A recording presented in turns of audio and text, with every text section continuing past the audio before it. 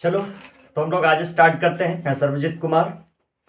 मैं आपको एक टॉपिक स्टार्ट करता हूँ जिसका नाम है ब्रैग्स डिफ्रैक्शन एक्सपेरिमेंट। देखो, ये बहुत टॉपिक जो होते हैं कॉम्प्लिकेटेड नहीं है, एकदम सिंपल सा टॉपिक है और ये इवन फिजिक्स में भी पढ़ने, केमिस्ट्री में भी पढ़ने। ऐसे 11 12 के तो बुक में अरेंज बहुत माइनर केस पे दे रखा है, लेकिन आप जब जेई और नेट के क्वेश्चन पर जाएगा तो यहाँ से बहुत बढ़िया बढ़िया क्वेश्चन मिलते हैं। इवन जब हम लोग सीएसआई और नेट का प्रिपरेशन करते तो उस टाइम भी ये टॉपिक हम लोग को पढ़ना था और वहां पर भी सीएसआई और नेट में भी यहां से क्वेश्चन पूछे जाते हैं। तो चलो, आज हम लोग इसको एकदम छोटा सा वीडियो में मैं आपको अरेंज करके बताता हूं कि आप ब्रैग्स डिफ्रैक्शन एक्सपेरिमेंट को कैसे अरेंज करेगा। तो ध्यान से समझना। देखो, ब्रैग्स डिफ्रैक्शन एक्सपेरिमेंट कैलकुलेट करता है कि किसी भी सॉलिड क्रिस्टल में क्या होंगे कि दो आपके लेयर के बीच में डिस्टेंस कितना होगा, यानी दो कॉन्स्टिट्यूएंट्स पार्टिकल्स का जो लेयर अरेंज किया उसके बीच में डिस्टेंस कितना होंगे ना, यानी calculate the distance between two layer in any solid या एनी क्रिस्टल्स। तो चलो, आप अरेंज करो। कुछ कुछ कॉन्सेप्ट लगाने होंगे आपको इंटरफेरेंस वगैरह का, तो मैं आपको एकदम बहुत आसान तरीके से मैं आपको बताता हूं। तो ध्यान से समझना क्या होते, देखना इधर। यानी यहां पर क्या मैं लिखा, तो ब्रैग्स डिफ्रैक्शन एक्सपेरिमेंट आपको मिलेगा ना। यहां पर क्या मिलेगा, तो ब्रैग्स डिफ्रैक्शन एक्सपेरिमेंट,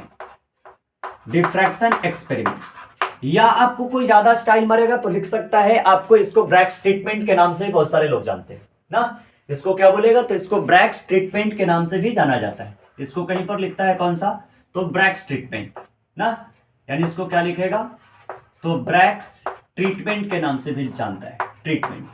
तो ध्यान से समझना, मैं ब्रैग्स का ट्रीटमेंट कर रहा हूं कि ब्रैग्स का ट्रीटमेंट नहीं कर रहा हूं, मतलब ब्रैग्स साहब ने किसी भी सॉलिड के इंटरनली स्ट्रक्चर को कैसे ट्रीट किया उस चीज को मैं आपको बता रहा हूं। बहुत आसान चीज है। देखो, सबसे पहले क्या किया कि ब्रैग्स ने ये बताया कि मानकर चलो कि आप किसी सॉलिड के, यानी कोई सॉलिड का टुकड़ा ले लो। ये सॉलिड के टुकड़ा में क्या करो कि एक्सरे लाइट को आप पास करो, एक्सरे से आप इसको अरेंज करो ना। अच्छा, बात निकलती कि आखिर एक्सरे को ही क्यों लिया गया। तो देखो, जब मैं आपको स्ट्रक्चर ऑफ एटम पढ़ा रहा था तो वहां पर मैं आपको बताया था एक्सरे ना, बहुत सारा हम लोग पॉइंट देखे थे। एक्सरे था, कॉस्मिक रे था, अल्फा रे, बीटा रे, गामा रे, बहुत सारे रे होते हैं और ऑल आर कैंसरस काउजिंग। जिसका क्या होगा कि एक्सरे के केस में देखा जाता है कि एक्सरे में एनर्जी इसका ज्यादा, और जिसका एनर्जी ज्यादा उसका लेमडा क्या हो जाएगा, कम हो जाएगा ना। क्या, तो हम लोग देखे थे सिंपल सा, energy is equal to hc upon क्या, लेमडा। यानी अगर जब वेवलेंथ बढ़ा तो एनर्जी घटा, और अगर जब एनर्जी बढ़ा तो वेवलेंथ क्या हो जाएगा, घट जाएगा। तो सबसे कम, एकदम ध्यान देना। देखो, मैं आपको एक पॉइंट बताया था कि देखो आज के डेट में क्या है बाबू, सबसे कम वेवलेंथ का जो रेडिएशन है वो होता है रेडियो वेव ना, रेडियो वेव। और रेडियो वेव में मैं आपको दो तरह के बताया था, एक का नाम था एफएम और एक का नाम था एएम, यानी फ्रीक्वेंसी मॉडुलस और एम्पलीट्यूड मॉडुलस इसको बोलते हैं। ये फिजिक्स का चीज है बाय द वे, मैं केमिस्ट्री में इंटरनेट इस पे करा रहा हूं, मैं आपको थोड़ा सा बता देता हूं। तो रेडियो वेव में क्या होगा कि रेडियो वेव का जो लेमडा होता है ना वो बहुत ज्यादा होता है, जिसके कारण इसका एनर्जी क्या होता है, कम होता है ना, क्योंकि energy is equal to hc upon क्या होगा, लेमडा होगा। लेकिन एक्सरे के केस में जस्ट अपोजिट हो जाता है, यानी एक्सरे के केस में एनर्जी ज्यादा और लेमडा क्या हो जाता है, कम जाता है। तो देखो, भगवान का बहुत बड़ी बड़ी शुक्रिया है क्या कि बाबू एक्सरे का, यानी हम लोग जो जो ये इस तरीके से जो बात वगैरह करते हैं मोबाइल पर, तो वो रेडियो वेव होता है। तो रेडियो वेव का नेचुरली देखा जाए, देखो प्रकृति कितना बढ़िया अरेंजमेंट किया है कि लेमडा ज्यादा, वेवलेंथ ज्यादा, तो एनर्जी क्या होगा, कम। अगर जब बाय द वे अगर जो एनर्जी भी ज्यादा होता और वेवलेंथ भी ज्यादा हो जाता तो पता चलता कि जितना जो रात को जो आशिक जो बात करने वाले हैं, ठीक ना, बाबू सोना करने वाले, उस सब कहीं ना कहीं कैंसर से ग्रसित हो जाते ना, क्योंकि रेडिएशन है और रेडिएशन में पता चलता कि एनर्जी ज्यादा, तो एनर्जी ज्यादा तो डेफिनेटली था कि उनका जीन जो होगा इंटरनली बॉडी में जो जीन प्रेजेंट है वो म्यूटेंट कर जाता, और म्यूटेशन जैसे ही होगा बॉडी में आपको कैंसर काउज हो जाएगा, यानी uncontrolled growth of the cell is known as cancer. उसी को हम लोग क्या बोलते हैं, कैंसर्स बोलते हैं। तो कैंसर जनरली रेडिएशन से भी होते हैं। तो लेकिन देखो कितना लाख लाख शुक्रिया है कि लेमडा का वैल्यू अगर से ज्यादा तो एनर्जी क्या होगा, कम। यहां पर energy is equal to hc upon lambda, where h is equal to Planck's constant and c is equal to velocity of light, where c is equal to 3 × 10⁸ metre per second and H is equal to 6.625 into 10⁻⁻34 joule into second के रूप में हम लोग arrange करते हैं। तो देखो x ray को ही इसने इसलिए चूज किए कि यहां से क्या होगा कि एक्सरे के केस में जैसे ही एक्सरे यहां से सेक्शन से पास किया तो ये डिफ्रैक्ट किया, और डिफ्रैक्ट करने के बाद बताया कि ये सॉलिड का जो इंटरनली स्ट्रक्चर है ना, ये लेयर्ड स्ट्रक्चर होते हैं, इस तरीके से लेयर्ड स्ट्रक्चर है। तो डेफिनेटली है कि दो लेयर के बीच में डिफरेंस आ जाएगा, यानी डिस्टेंस आ जाएगा। तो ये दो लेयर के बीच में, यानी ये first layer, second, third, fourth, इस तरीके से होता है, पहला लेयर, दूसरा, तीसरा, चौथा, पांचवा, इस तरीके से होगा। तो दो लेयर के बीच में क्या आ जाएगा, डिस्टेंस आ जाएगा। तो यही डिस्टेंस को ब्रैग्स डिफ्रैक्शन एक्सपेरिमेंट कैलकुलेट करता है, जिसमें साइंटिस्ट का नाम था W.B. ब्रैग और W.L. ब्रैग। लोगों का कॉन्सेप्ट है कि दोनों शायद एक दूसरे के बाप बेटा थे, एक बाप थे तो एक उनके लड़के थे। तो चलो आओ, वो सब बात हम लोग नहीं करेंगे, हम लोग काम की बात करेंगे कि आखिर ये ब्रैग्स डिफ्रैक्शन एक्सपेरिमेंट होता क्या है और कैसे ये दो लेयर के बीच में हम लोग डिस्टेंस इससे फाइंड आउट करते। तो ध्यान से चलो समझो, यानी ध्यान से देखना है। यहां पर क्या किए ब्रैग्स साहब ने, मैं आपको एक कैलकुलेट करके बता रहा हूं, एकदम ध्यान से समझिए। यानी कोई भी क्रिस्टल का लेयर्ड स्ट्रक्चर अरेंज कर दिए, ये इस तरीके से कॉन्स्टिट्यूएंट्स पार्टिकल्स ये है क्रिस्टल में, इस तरीके से ये कॉन्स्टिट्यूएंट्स पार्टिकल है। मैं मैथमेटिकली कैलकुलेट करूं, देखो किसी चीज का पहले क्या होता है, एक्सपेरिमेंट होता है, और एक्सपेरिमेंट करने के बाद उसको फिर से मैथमेटिकली कैलकुलेट किया जाता है कि इसका मैथमेटिकली कैलकुलेशन क्या हो।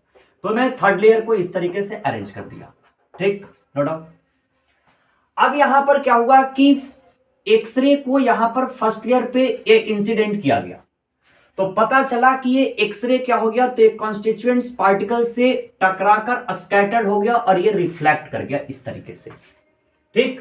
तो देखो कुछ कुछ केमिस्ट्री में टेक्निकली टर्म होते हैं जिसको आपको पता करना होता है कि टेक्निकल ये टर्म है कौन कौन और ये क्या होते हैं। तो चलो मैं आपको बताता हूं, ये क्या है, तो ये एक्सरे का इंसिडेंट है, और ये क्या कर गया है, तो रिफ्लेक्ट कर गया है, या क्या कर गया है, रिफ्लेक्ट कर गया, रिफ्लेक्शन बोल सकता है, डिफ्रैक्शन, यहां पर दोनों सेम। अब यहां पर क्या हो गया, तो ये मैं इस तरीके से इसको मैं फर्स्ट लेयर मानो, ये फर्स्ट लेयर, सेकेंड लेयर और थर्ड लेयर। तो एक पॉइंट याद रखना, एक आगे भी आपको टॉपिक पढ़ने जिसका नाम है मिलर इंडाइसेस। ये मिलर इंडाइसेस क्या करता है कि ये दो लेयर के बीच में सिमिलरिटीज को अरेंज करता है।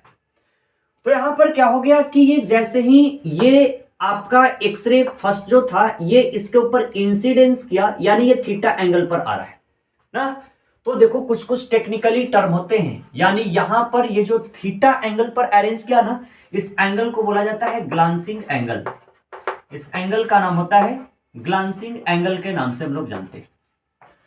अब इसी के रिस्पेक्ट में क्या करूं कि एक और ये एक्सरे तो फर्स्ट लेयर के एटम से स्कैटर्ड कर दिया, आप क्या करो कि सेकेंड एक्सरे को पास करो, यहां पर एक्सरे में सेकेंड को इस तरीके से इंसिडेंट कराया।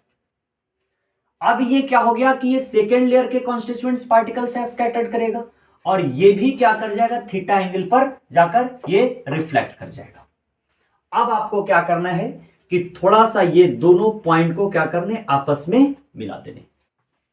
अब ध्यान से देखो, अब ये लाइन से थोड़ा सा इस लाइन के ऊपर आप परपेंडिकुलर अरेंज कर दो, और ये लाइन से इस लाइन पर आप परपेंडिकुलर अरेंज कर दो। तो ध्यान से देखो, तो यानी यहां से क्या हो जाएगा, तो अगर जो ये एंगल आपका थीटा है ना, तो ये वाला एंगल और ये वाला एंगल भी आपका क्या हो जाएंगे, तो दोनों थीटा हो जाएंगे, एक इसके लिए तो एक इसके कारण। अब आपको क्या करना है कि अगर जो ये पॉइंट को मैं ए माना हूं तो ये पॉइंट को बी, ए बी को मिला दो। अब ध्यान से समझना, ये वाला ये जो लाइन है ये वाला ट्रेवल डिस्टेंस तय किया और ये वाला डिस्टेंस को अरेंज किया है, आप इसको एम मान लो और आप ये वाला लाइन को एन मान लो, और ये दो लेयर के बीच में जो डिस्टेंस है ये डी है, यानी ये कौन सा है, तो ये आपका पाथ डिफरेंस है। ये क्या है, तो पाथ डिफरेंस है। और ये पाथ डिफरेंस जो होते हैं ये वेव के इंटरफेरेंस से हम लोग इसको डिसाइड करते हैं ना। ये वेव का एक फेनोमेना अरेंज कर जाता है, और ये वेव का फेनोमेनन को हम लोग इंटरफेरेंस से डिसाइड करते हैं। और ये इंटरफेरेंस दो टाइप्स को होते हैं, एक को बोलते हैं कंस्ट्रक्टिव इंटरफेरेंस और एक का नाम होता है कौन सा, डिस्ट्रक्टिव इंटरफेरेंस। आपको क्या करना है कि ये जो पाथ डिफरेंस होगा, यानी यहां पर ये क्या होगा कि पाथ डिफरेंस जो अरेंज करेंगे पाथ डिफरेंस जो अरेंज होगा, ये किससे हम लोग इसको अरेंज कर सकते हैं? तो ये पाथ डिफरेंस जो है ये क्या है? तो एक है आपका एम बी और एक आपका क्या है? B N. यानी आप लिख सकते हो कि constructive inter according to constructive interference, यानी यहां से क्या लिख सकते हो? तो एम बी और प्लस जो आपका बी एन होगा, ये किसके अरेंजमेंट से आएगा? तो कंस्ट्रक्टिव इंटरफेरेंस बोलता है कि जो पाथ डिफरेंस होंगे वो इंटीग्रल मल्टीप्लीकेशन ऑफ वेवलेंथ का होगा। यानी ये जो पाथ डिफरेंस जो हम लोग का आएगा M B plus B N, वो इंटीग्रल मल्टीप्लीकेशन ऑफ वेवलेंथ, यानी एन इंटीग्रल मल्टीप्लीकेशन और लेमडा क्या हो जाएगा? वेवलेंथ हो जाएगा। अब चलो, अब थोड़ा सा आपको क्या करना है कि क्लास 9th का मैथमेटिक्स लगा देने। तो देखो, तो आप साइन थीटा का कॉन्सेप्ट लगाओ ना। तो ये आपका क्या है? तो ये आपका एच है और ये वाला आपका क्या है? पी है। तो आप जब अरेंज करेगा तो मैथमेटिकली पढ़ा होगा कि sine theta is equal to P upon कौन सा? एच। यानी आप यहां से क्या लिख सकते हो? तो साइन थीटा यानी पी क्या होगा? तो एम बी, सॉरी ये वाला आएगा ना, इस तरीके से हम लोग अरेंज करेंगे तो यहां पर क्या आ जाएगा? तो एम बी अपॉन क्या लिख सकते हो आप? A B. तो आप क्या लिखो? तो यहां पर आ जाएगा आपका कौन सा? तो sine theta is equal to M B upon A B ना। यानी यहां से क्या आ जाएगा? तो M B is equal to, यानी क्या मिल जाएगा महानुभाव लोग? तो ए बी साइन थीटा मिलेगा। अब देखो तो ध्यान से थोड़ा सा, अब यहां पर M B is equal to A B sine theta, देखा तो ए और बी ये क्या है? डिस्टेंस है ना। तो एक हम लोग क्या लिख सकते हैं? तो M B is equal to D sine theta लिख सकते हैं। तो जैसे मैं M B is equal to D sine theta लिखा, M B is equal to यही वाला ना, इसमें भी लग जाएगा। यानी क्या लिख सकते हैं? तो लिख सकते हैं B N is equal to, B N is equal to, ये भी क्या हो जाएगा? तो ये भी हो जाएगा डी साइन थीटा ना। अब यहां से क्या करो कि थोड़ा सा डिफरेंस अरेंज कर देना। तो देखना इधर, यानी क्या हो जाएगा? तो मैं अरेंज कर दिया कि ब्रैक्सटी फ्रैक्शन एक्सपेरिमेंट पे M B is equal to D sine theta और B N is equal to D sine theta. यानी क्या हो जाएगा? आप इसका स्क्रीनशॉट अरेंज कर लेना, ले लेना। तो देखो इधर, यानी यहां से क्या हो जाएगा? तो मैं लिख सकता हूं, हम लोग पीछे में लिखे हुए हैं कि M B plus B N is equal to क्या लिखा हुआ हो? N lambda. तो एम बी क्या मिला है हम लोग को? तो डी साइन थीटा, और बी एन भी क्या मिल गए हैं? तो डी साइन थीटा, और ये किसके इक्वल? एन लेमडा के इक्वल। आप ये दोनों को ऐड कर दो, क्या मिल जाएगा? तो 2d sine theta is equal to कितना? N lambda. यानी आप क्या कर दो? तो अरेंज कर दो। डी हम लोग से पूछता है ये दोनों के बीच में डिस्टेंस कितने कैलकुलेट करें, तो calculate D is equal to कितना हो जाएगा? तो N lambda is equal to कितना हो जाएगा? तो 2 साइन थीटा। तो देखो बाबू, यहां से सब चीज पूछ सकता है, ऐसा नहीं कि डिस्टेंस ही पूछते हैं। जब आप क्वेश्चन को डन करेगा ना तो बहुत बढ़िया बढ़िया बहुत सुंदर क्वेश्चन पूछे जाते हैं कि डिस्टेंस क्या होगा, इन यानी इंटीग्रल मल्टीप्लीकेशन ऑफ वेवलेंथ, यानी इन नंबर भी पूछ सकता है। जैसे ये क्या हो जाएगा? तो ये फर्स्ट ऑर्डर, ये मैं पहला जो लिया हूं इसको बोल सकते हो तुम फर्स्ट ऑर्डर डिफ्रैक्शन। ये मैं सेकंड जो लाइन लिया हूं second order reflection, third line cross करेंगे थर्ड ऑर्डर रिफ्लेक्शन। बहुत सारे चीज हो सकते हैं। तो आपसे कभी डी भी पूछ सकता है, आपसे कभी एन पूछ सकता है, आपसे इवन साइन थीटा का वैल्यू भी पूछ सकता है कि साइन थीटा का वैल्यू कितना आएगा। आपसे कभी एन ये लेमडा भी पूछ सकता है कि जो एक्सरे को आप इंसिडेंट या रिफ्लेक्ट कर रहे हैं उसका वेवलेंथ कितना होगा।